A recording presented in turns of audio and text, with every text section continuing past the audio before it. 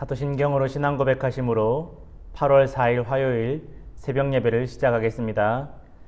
나는 전능하신 아버지 하나님 천지의 창조주를 믿습니다. 나는 그의 유일하신 아들 우리 주 예수 그리스도를 믿습니다.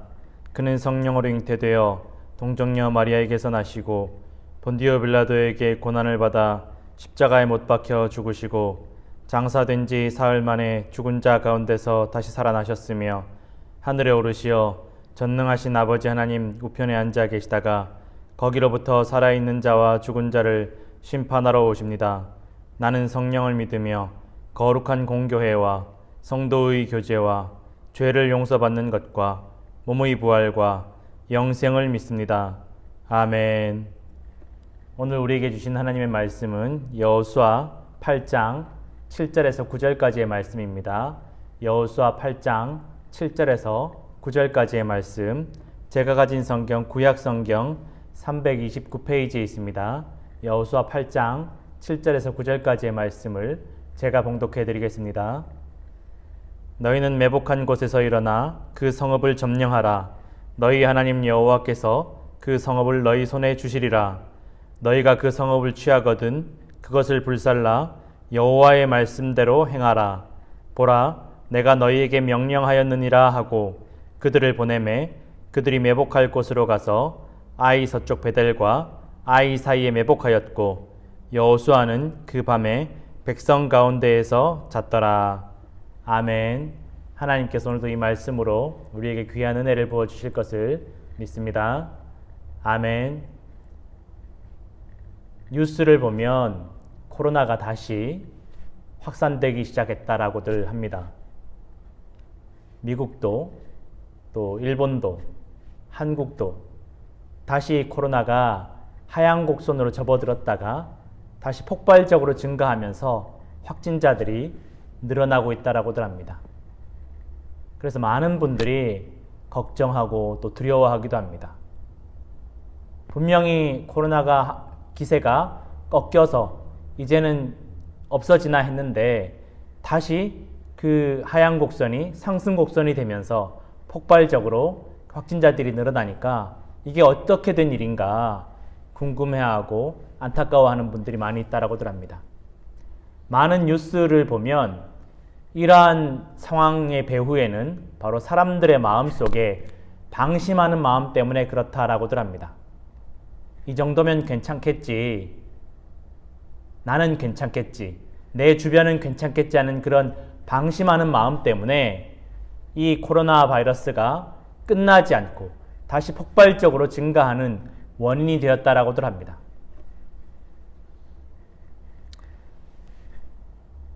그러면서 오히려 이전보다 더 큰 어려움을 만나게 되는 것이 아닌가라는 그러한 근심과 걱정과 염려들이 우리 모든 사람들 가운데 있다라고들 합니다.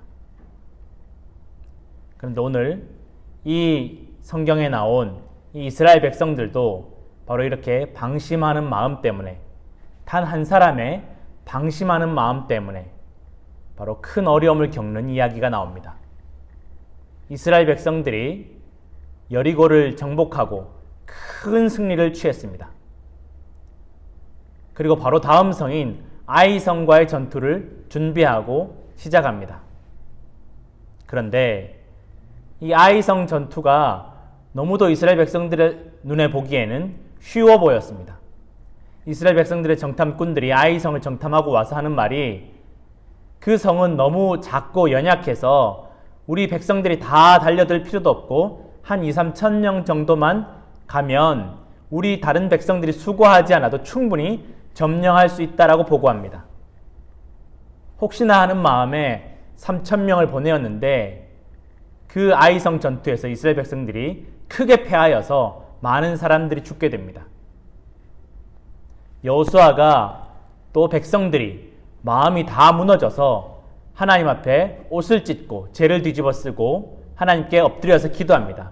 하나님, 어떻게 이런 일이 있습니까? 우리가 요단을 건너와서 이렇게 크게 패하다니, 하나님의 이름을 위해서라도 어떻게 해야 될지 알려주십시오 하고 여호수아가 하나님께 간절히 구합니다.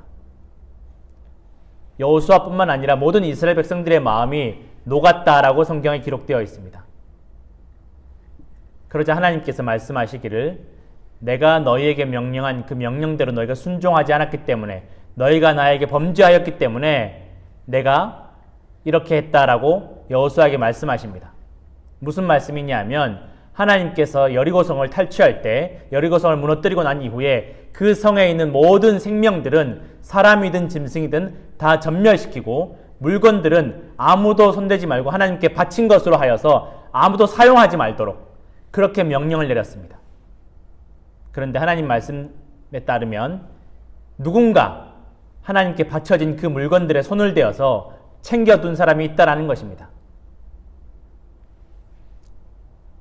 여러분, 하나님께서 사실은 이렇게 왜 여리고성을 무너뜨리시면서 조금 잔인하게 보이실 정도로 단호하게 생명들은 다 죽이고 물건들은 다 사용하지 못하게 사람들이 가지지 못하도록 하셨을까요? 이때 당시에 많은 이방 민족들이 가지고 있는 물건들이 대부분 다 우상 숭배와 관계에 있었습니다. 금이든 은이든 어떠한 물건이든지 간에 심지어는 짐승들까지도 우상 숭배와 음란한 행동과 관계가 있었습니다.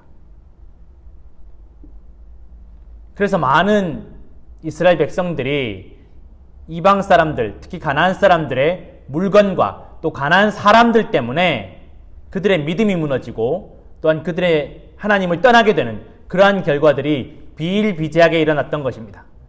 단순히 이때뿐만 아니라 광야에서도 또 우상 숭배하는 그런 물건들 때문에 애굽에서 가지고 나온 금과 은과 장신구들 때문에 보석들 때문에 이스라엘 백성들이 범죄하는 일들이 있었고 또한 광야에서 이방 민족들이 이스라엘 백성들 가운데 가만히 들어와서 그들을 선동하며 하나님께 원망하고 불평하도록 충동질한 사건들이 있었다라는 것입니다. 그리고 이뿐만 아니라 이후에 이스라엘 백성들이 가나안에 정착한 이후에도 사람들 때문에 물건들 때문에 물질 때문에 이스라엘 백성들이 하나님을 떠나게 되고 하나님을 원망하는 그러한 일들이 많이 일어났다라는 것입니다. 여러분, 우리 모든 성도들이 살아가면서 믿음이 무너지는 것들 중에 가장 큰 이유들 중에 하나가 바로 물질과 또한 사람입니다. 사람과 물질 때문에 여러분 믿음이 흔들리고 무너질 때가 얼마나 많이 있는지 모릅니다. 그래서 하나님은 이 이스라엘 백성들에게 당시에 조금 잔인할 정도로 또 단호하게 명령하십니다. 물론 여리고성과 몇몇 성을 제외한 다른 성에서는 하나님께서 이렇게까지는 하지 않으십니다. 물건들을 때로는 취하게 하셨고 때로는 어떤 사람들을 살려두게 하셨습니다. 그러나 몇몇 성에 대해서는 몇몇 지역과 몇몇 민족들에 대해서는 하나님께서 잔인할 정도로 단호하게 멸망시키고 손대지 말고 사용하지 말라고 명령하십니다. 그런데 그 명령을 어긴 것입니다. 여호수아가 다음 날 이스라엘 백성들 가운데 아간이라는 사람이 범죄한 것을 밝혀냅니다. 아간이 말하기를 여리고성을 탈취하는 중에 외투 한 벌과 좋은 외투 한 벌과 또 금과 은이 너무 좋아 보여서 내가 욕심이 생겨서 그걸 취했다라고 고백을 합니다. 보암직하고 먹음직한 것 때문에 사람들은 하나님의 명령을 어기게 됩니다. 태초부터 그랬습니다. 아담과 하와가 그랬습니다.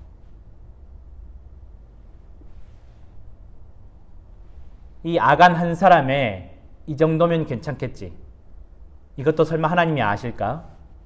하나님께서 설마 이 정도는 봐주시겠지 하는 그 방심하는 마음 때문에, 안이한 마음 때문에, 안이한 믿음 때문에 자신과 자신의 가족들이 멸망하는 것뿐만 아니라 이스라엘 백성들에게 큰 고통과 아픔을 주게 된 것입니다. 여러분, 믿음은 단호해야 합니다. 그리고 깨어 있어야 합니다. 믿음 생활에 있어서 방심이 가장 큰 적임을 여러분 기억하시기를 간절히 부탁드립니다. 그래서 우리는 늘 깨어서 기도해야 합니다. 예배해야 합니다. 끊임없이 말씀을 묵상해야 합니다. 하나님께서 원하시는 삶이 무엇인지 하나님께서 우리를 지금도 살아계셔서 우리와 함께 하시고 우리의 마음의 중심을 살펴보고 계심을 여러분 늘 기억하고 기도하며 깨어 있어야 할 줄로 믿습니다. 그리야 할 때 우리가 죄악에 빠지지 않고 늘 하나님과 동행하는 삶을 살며 늘 승리하는 삶을 살게 될 줄로 여러분 믿으시길 바랍니다. 그 아간의 범죄로 말미암아 아이성 전투에서 패배했던 것입니다. 여러분, 전쟁은 하나님께 속한 것입니다. 칼과 창과 단창으로 사람이 싸우는 것이 아니라 이스라엘 백성들의 전쟁은 하나님께서 싸우시는 전쟁입니다. 그래서 이스라엘 백성들은 전쟁 준비를 위해서 신경 쓰는 것이 아니라 하나님에 대한 믿음을 지키기 위해서 신경을 썼어야만 하는데 그것을 지키지 못한 것입니다. 그래서 패배한 것입니다. 여러분, 우리 성도들의 인생도 마찬가지입니다. 세상의 걱정과 염려와 근심을 우리가 해결하기 위해서 전전긍긍하는 것이 아니라 우리는 오직 하나님의 말씀대로 기도하며 깨어서 예배하는 우리의 믿음을 지키는 삶을 지켜야 될 줄로 여러분 믿으시기를 부탁드립니다. 그리하면 나머지 모든 문제는 하나님께서 해결해 주실 것을 여러분 믿으시기를 간절히 부탁드립니다. 우리 모든 성도들이 오늘도 말씀 붙잡으시고 깨어서 이 정도면 괜찮겠지 하는 그런 마음을 단호하게 뿌리치시고 오직 하나님께 더욱 기도하시고 더욱 예배하시고 더욱 말씀을 붙잡고 몸부림치시는 우리 성도들 다 되시기를 간절히 부탁드립니다. 그리하면 하나님께서 우리에게 승리와 평안과 기쁨을 주실 줄로 믿습니다. 함께 기도하겠습니다. 하나님 아버지 감사합니다. 주님, 우리가 신앙생활하는 가운데 이 정도면 괜찮겠지 하는 방심하는 마음, 안이한 믿음을 갖지 않도록 주여 우리가 깨어서 기도하게 하여 주옵소서. 우리가 더욱 말씀 붙잡고 몸부림치며 기도하기 위해 몸부림치며 예배하기 위하여 몸부림칠 때 주님, 승리는 주님께서 주실 줄로 믿습니다. 평안과 기쁨도 주님께서 주시는 것임을 믿습니다. 주님, 오늘도 우리 모든 성도들 가운데 성령께서 함께하여 주셔서 흔들리고 방심하는 그 마음을 붙잡아 주실 줄로 믿습니다. 믿음 생활 가운데 더욱 깨어서 기도하게 하여 주옵소서. 감사드리옵고 이제는 주님께서 가르쳐 주신 기도로 새벽 예배를 마칩니다. 하늘에 계신 우리 아버지, 아버지의 이름을 거룩하게 하시며 아버지의 나라가 오게 하시며 아버지의 뜻이 하늘에서와 같이 땅에서도 이루어지게 하소서. 오늘 우리에게 일용할 양식을 주시고 우리가 우리에게 잘못한 사람을 용서하여 준 것 같이 우리 죄를 용서하여 주시고 우리를 시험에 빠지지 않게 하시고 악에서 구하소서. 나라와 권능과 영광이 영원히 아버지의 것입니다. 아멘.